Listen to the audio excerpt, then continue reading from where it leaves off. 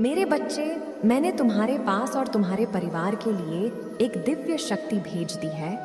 तो आज के इस संदेश में जान लो, तो अब से तुम्हारी सारी समस्या खत्म हो जाएगी। ये दिव्य शक्ति तुम्हें हर कष्ट से बनाने की शक्ति रखता है। इसे साधारण शक्ति समझने की भूल मत करना, वरना बहुत बड़ा मुश्किल हो जाएगा। मेरे प्रिय बच्चे, आज का संदेश सारी सुख सुविधा तुम्हारे कदमों में ला कर देने वाली है। इसलिए मेरे बच्चे, इस संदेश को छोड़कर जाने की गलती मत करिएगा। मेरे बच्चे, इसे स्वीकार करने के लिए इसे अभी लाइक कर दीजिए और जय माता रानी लिख दीजिए। मेरे बच्चे, आज तुम्हारा शत्रु मेरे दर पे आया था। आज वो मुझसे ये प्रार्थना करने आया था कि माता, इस व्यक्ति ने मेरे साथ बहुत बुरा किया है, कृपा करके उसे सज़ा दो। आप अपनी शक्तियों का प्रयोग करो उसे बर्बाद करने के लिए। मेरे बच्चे, वही व्यक्ति है जिसे तुम बहुत लंबे अरसे से जानते हो। एक समय पे तुम्हारा बहुत करीबी था। हाँ, कुछ सालों से तुम्हारी उसकी बात नहीं हो रही है। तुम दोनों के रिश्ते खराब हो गए हैं, पर वो तुम्हारे सामने ऐसा दिखावा करता है और वो इस संसार के सामने इतना दिखावा करता है जैसे वो कितना सुलझा हुआ व्यक्ति है और वो कितना शांत स्वभाव का व्यक्ति है। वो तो जैसे कभी किसी के साथ बुरा कर ही नहीं सकता। अगर तुम उसकी सच्चाई किसी को बताने जाओ तो लोग यही कहेंगे कि तुम झूठ कह रहे हो। और वो मेरे दर पे भी वैसा ही बन के आया था जैसा वो इस समाज को दिखा रहा है। जो मुखौटा उसने इस समाज के सामने पहन रखा है, वही मुखौटा पहनकर आज वो मेरे दर पे आया था, मेरे ही बच्चे को बर्बाद करने की विनती मांगने। मेरे बच्चे, उसे ये नहीं पता है, मैं अपने भक्तों का मन देखती हूँ, मैं उनके भीतर बसी हुई हूँ। वो क्या सोचते हैं, कब क्या चाहते हैं, मुझे सब पता होता है। कोई लाख मुखौटा पहन ले, वो मुझसे अपनी सच्चाई नहीं जो पा सकता है। मेरे बच्चे, उसने तुम्हारे साथ बहुत बुरा किया, तुम्हारे जीवन पे पूरी तरह से नियंत्रण बना लिया, तुमसे अपने स्वार्थ के हिसाब से काम करवाए, और जब उसका स्वार्थ खत्म हुआ तो तुम्हें बीच मझधार में छोड़कर चला गया। पर वो ज़माने के सामने ऐसा दिखा रहा है जैसे उसके साथ कितना बुरा हुआ हो। वो मेरे सामने रो कर ये कह रहा था कि माता, इस व्यक्ति ने मेरे साथ बहुत बुरा किया है। मैं आपकी पूजा करूँगा, मैं आपके भंडारे लगवाऊँगा, मैं आपके लिए सब कुछ करूँगा माता, आप बस उस व्यक्ति को दंड दे दो। पर मेरे बच्चे, वो ये भूल गया कि मेरा कोई भी भक्त अगर मुझसे किसी और की बर्बादी की कामना करता है तो मैं उसकी वो इच्छा कभी पूरी नहीं करूँगी। मुझे पता है तुम्हारा हृदय बहुत कोमल है। मुझे पता है कि तुमने निस्वार्थ मन से उसके लिए क्या, तुमने समाज के लिए बहुत कुछ किया है। तो मैं ऐसा व्यक्ति हो कि तुम सबके लिए सब कुछ करना चाहते हो। उसकी प्रार्थनाओं से और उसके रचे हुए षड्यंत्र में मैं नहीं फंसने वाली हूँ। वो लाख मेरी पूजा कर ले, कोई भी व्यक्ति मेरी लाख पूजा कर ले मेरे बच्चे, अगर उसका मन साफ नहीं है, अगर उसकी पूजा में मेरे प्रति भावना सच्ची नहीं है, वो मुझे अपनी माता मान के नहीं, बल्कि मुझे एक दिव्य शक्ति मान के मुझे जागृत करना चाहता है, तो वो मेरे तप को सहन नहीं कर पाएगा। वो मेरे दिव्य शक्ति के प्रकाश प्रभाव को सहन नहीं कर पाएगा। मेरे बच्चे, अगर उसके प्रेम में छल है, अगर वो मुझसे किसी और का बुरा करने के लिए प्रेम कर रहा है, तो उसे सफलता कभी नहीं मिलेगी, ना ही उसे मैं कभी मिलूंगी। यही फर्क है तुम में और उसमें। तुम मुझसे प्रेम इसलिए नहीं करते हो क्योंकि तुम्हें मुझसे कुछ चाहिए। तुम्हारी तो आंखों में आंसू आ जाते हैं मेरा नाम सुनकर, मुझे देखकर। तुम अपने दिल की हर दुख दर्द को मुझे ऐसे बताते हो जैसे एक बच्चा अपनी माँ को रोके बताता है। इसलिए मैं तुम्हारी भावनाओं को सुनती हूँ, इसलिए तुम्हारी हर प्रार्थना को सुनती हूँ मैं, और इसलिए मैं तुम्हें समाज की हर सुख समृद्धि देना चाहती हूँ। इसलिए मैं तुम्हारे परिवार की रक्षा करती हूँ मेरे बच्चे, क्योंकि तुम मुझे अपनी माता मानते हो और वो मुझसे मेरे ही बच्चे को बर्बाद करने की प्रार्थना कर रहा है, और उसे यह लग रहा है कि वो उसमें सफल हो जाएगा। ये उसकी बहुत बड़ी गलतफहमी है। वो मेरी क्या किसी भी शक्ति को जागृत कर ले, कभी तुम्हें हानि नहीं पहुंचा पाएगा। वो तुम्हें रुला सकता है पर तुम्हें बर्बाद नहीं कर सकता है। वो तुम्हें नीचे नहीं गिरा सकता है, क्योंकि तुम मेरी को गोद में लेटे हुए हो। तुम कभी नीचे गिरोगे ही नहीं। उसे ये पता ही नहीं है कि माता और बालक का रिश्ता कैसा होता है। वो तो हर रिश्ते में छल करता है, हर रिश्ते में सौदा देख रहा है। जैसा उसने तुम्हारे साथ किया, ये समाज उसकी सच्चाई नहीं जानता होगा। वो इस दुनिया के सामने मुखौटा पहन लेगा, अच्छा बन जाएगा और तुम्हें बुरा दिखा लेगा, पर वो मेरे सामने वो ऐसा नहीं कर सकता है। मेरे बच्चे, तुम्हें डरने की, तुम्हें उसके बारे में सोचने की भी ज़रूरत नहीं है। मैं तो उस व्यक्ति को यही देखकर सोचती हूँ कि क्या सच में मेरा बच्चा इस व्यक्ति के बारे में सोचकर इतना रो रहा है, इसके दिए कष्ट को देखकर इतना रो रहा है। नहीं, मेरे बच्चे वह बहुत तुच्छ इंसान है, वो किसी का नहीं है। उसके लिए रो मत। उसने सिर्फ तुम्हारे साथ चल नहीं किया है, वो तो है ही ऐसा व्यक्ति, उसकी प्रवृत्ति ही ऐसी है। वो तो अपने माता पिता के साथ भी छल करता है। तुम तो फिर भी बहुत दूर के लगते हो उसके। ऐसे व्यक्ति के लिए तुम क्यों रो रहे हो? ऐसे व्यक्ति का किया हुआ छल तुम याद ही क्यों कर रहे हो? अपने ऊपर गर्व करो। तुमने उस जैसे व्यक्ति के लिए भी इतना अच्छा किया, इतना अच्छा सोचा।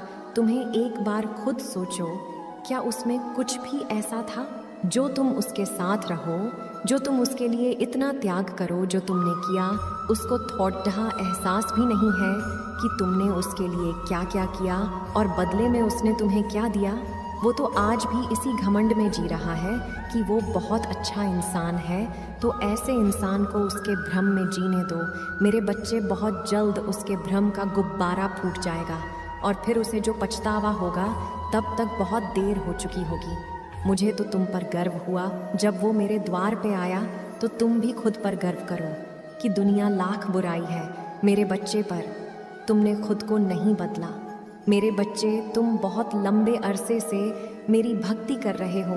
मेरी पूजा पाठ करके तुमने बहुत शक्तियाँ हासिल की है जिनका अंदाज़ा भी नहीं है तुम्हें। उनका एहसास तुम्हें वक्त वक्त पे होता ज़रूर होगा, और जब तुम्हें वह एहसास हो रहा है तो तुम डर जा रहे हो। जब तुम्हें ऐसे स्वप्न दिख रहे हैं तो तुम डर जा रहे हो। तुम्हें डरने की ज़रूरत नहीं है मेरे बच्चे। तुम्हारी अंतरात्मा तुम्हें कुछ बता रही है। तुम्हारी अंतरात्मा आप जागृत हो रही है। वो आने वाली मुश्किलों से पहले ही तुम्हें चेतावनी दे रही है, जिससे तुम्हें घबराना नहीं है, जिससे तुम्हें भयभीत नहीं होना है, बल्कि तुम्हें उस आवाज़ को सुनना है और फिर तुम्हें उस हिसाब से निर्णय लेना है।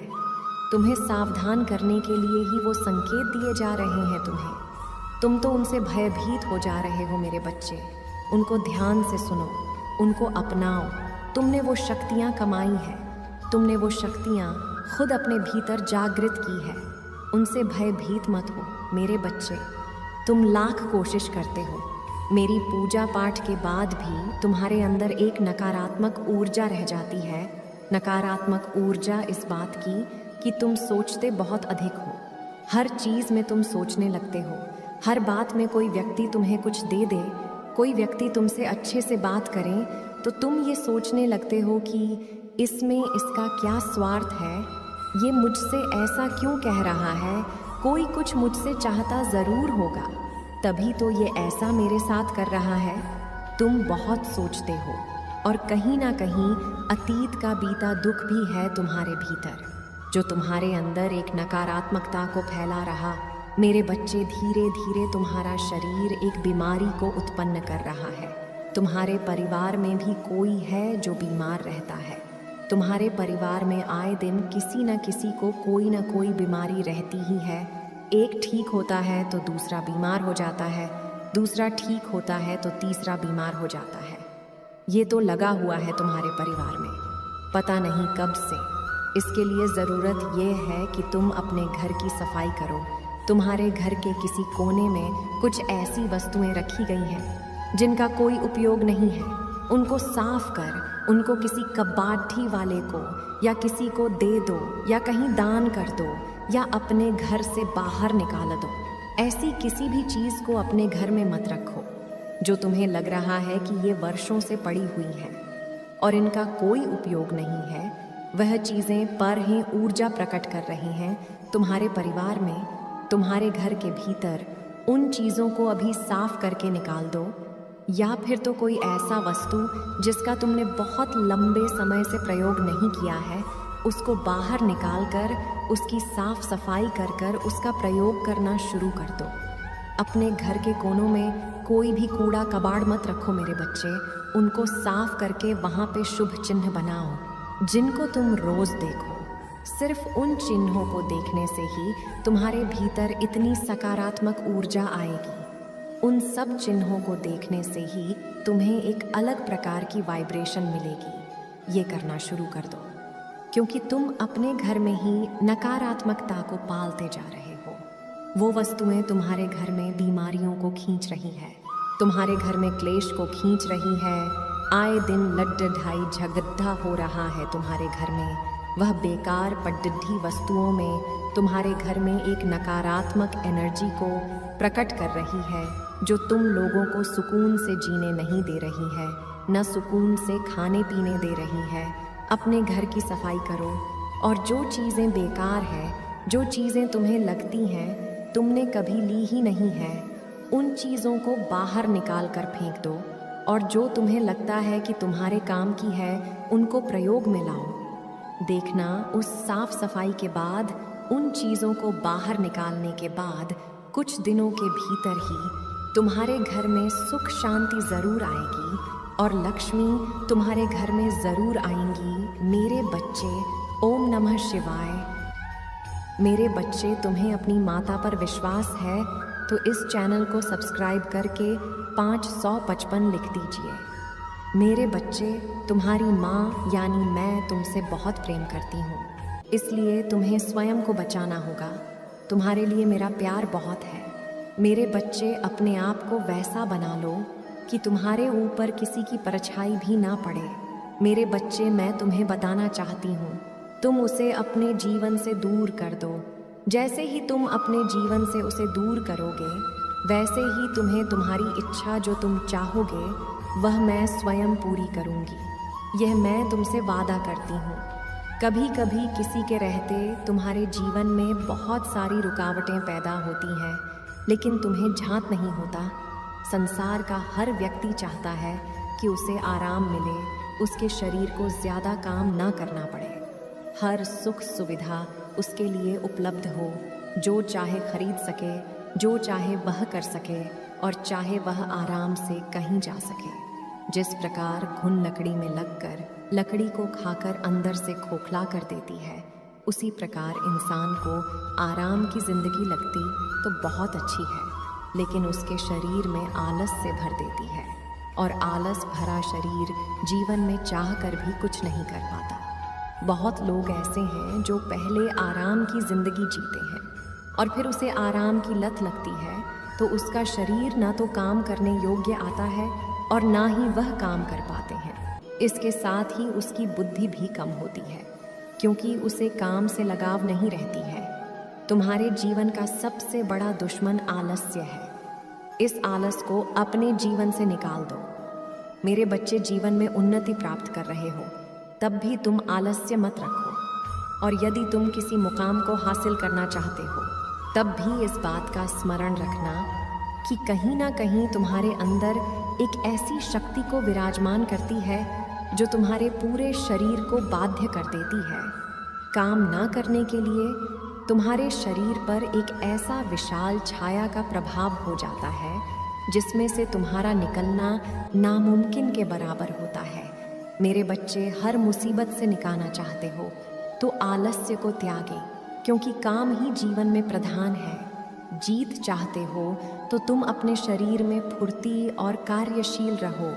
तुम जो मांगोगे वह मिलेगा। मेरे बच्चे, अपनी माता के लिए इस संदेश को शेयर करके इसे लाइक कर दीजिए। मेरे बच्चे, क्या हालत बना ली है तुमने। अपना ख्याल रखो। अपने आप से प्रेम करना ही छोड़ दिया है तुमने तो। मेरे बच्चे, मैं तुम्हारे जीवन में केवल वही करती हूँ जो तुम्हारे लिए सही है। आज 24 घंटे के अंदर तुम्हें कुछ विशेष संकेत प्राप्त होंगे। यह संकेत तुम्हें निंद्रा के सपनों में भी प्राप्त हो सकते हैं, जिससे तुम्हें सुनिश्चित हो जाएगा कि जल्द ही सब बदलने वाला है। मैं चाहती हूँ कि तुम चिंता मुक्त होकर मुस्कुराओ। मैं चाहती हूँ कि तुम अपने जीवन में जीत हासिल करो। इसकी शुरुआत खुद स्वयं से करो। आगे मैं तुम्हारे रथ को संभाल लूंगी। देर होने से पहले तुम्हें आज यह संदेश प्राप्त हो गया है। मेरे बच्चे, तुम्हारे जीवन की दिशा अब पूरी तरह से बदलने वाली है। आने वाले समय के बारे में मैं तुम्हें कुछ बताना चाहती हूँ, इसलिए तुम्हें इस बात को ध्यानपूर्वक सुनना और समझना। मेरे बच्चे, आने वाला समय तुम्हारे जीवन का सबसे अच्छा और महत्वपूर्ण समय होगा। तुम्हारे जीवन को एक नया आयाम मिलेगा। तुम बाहें फैलाकर आने वाली खुशियों का स्वागत करना। अब समय परेशान रहने का नहीं है, अब समय है खुशी से झूमने का। कल सुबह उठकर खुली हवा में सांस लेना। मेरे बच्चे, मैंने तुम्हारे पास और तुम्हारे परिवार के लिए एक दिव्य शक्ति भेज दी है, तो आज के इस संदेश में जान लो, तो अब से तुम्हारी सारी समस्या खत्म हो जाएगी। ये दिव्य शक्ति तुम्हें हर कष्ट से बनाने की शक्ति रखता है। इसे साधारण शक्ति समझने की भूल मत करना, वरना बहुत बड़ा मुश्किल हो जाएगा। मेरे प्रिय बच्चे, आज का संदेश सारी सुख सुविधा तुम्हारे कदमों में ला कर देने वाली है।